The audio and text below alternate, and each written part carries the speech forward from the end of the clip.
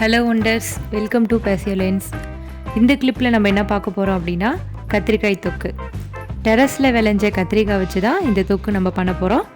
இந்த தொக்கை இட்லி, தோசை, சாதத்து கூட சேர்த்து சாப்பிட்டா ரொம்ப நல்லாயிருக்கும். வாங்க வீடியோக்குள்ளே போகலாம்.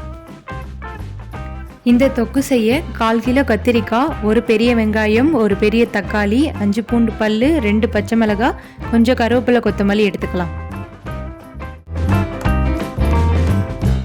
ஒரு பேனில் 2 டீஸ்பூன் அளவு ஆயில் போட்டுக்கலாம். அது கூட கட் பண்ணி வச்ச வெங்காயம், பூண்டு போட்டு கொஞ்சம் வதக்கிக்கலாம்.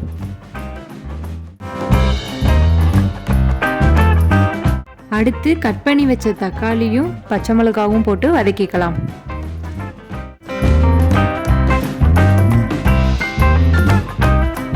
அது கூட கட் பண்ண கத்திரிக்காவை சேர்த்து வதக்கிக்கலாம்.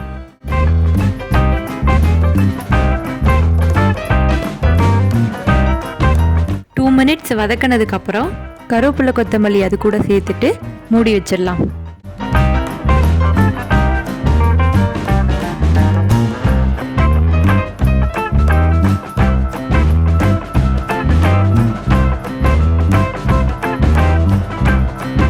வதக்கின கத்திரிக்காயோட 1 டீஸ்பூன் அளவு தனி மிளகாய்த்தூள், 1/4 டீஸ்பூன் அளவு சால்ட்டு, 1/4 கிளாஸ் தண்ணி சேர்த்து கத்திரிக்காய் நல்லா வேகிற வரைக்கும் மூடி வச்சிடலாம்.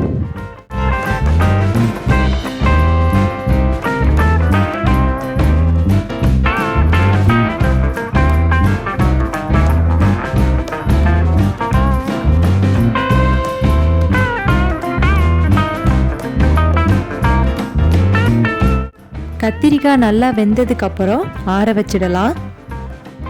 நல்லா ஆறின பிறகு மிக்ஸி ஜாரில் போட்டு கொஞ்சம் தண்ணி சேர்த்துட்டு பல்ஸ் மோடில் அரைச்சிடலாம்.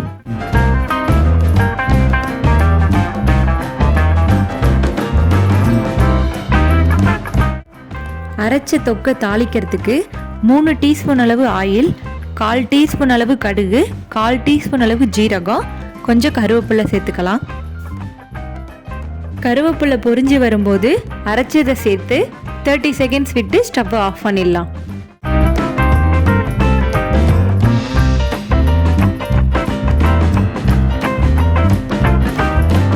சூப்பரான டேஸ்டியான கத்திரிக்காய் தொக்கு ரெடி ஆயிடுச்சு. இந்த தொக்கை தோசை அண்ட் சாதத்துக்கு வச்சு நாங்கள் சாப்பிட்டு பார்த்தோம். ரொம்ப நல்லா இருந்துச்சு. நீங்களும் ட்ரை பண்ணி பாருங்கள். தேங்க்யூ ஃபார் வாட்சிங். மறக்காமல் சப்ஸ்கிரைப் பண்ணிவிடுங்க. அடுத்த வீடியோவில் சந்திக்கலாம்.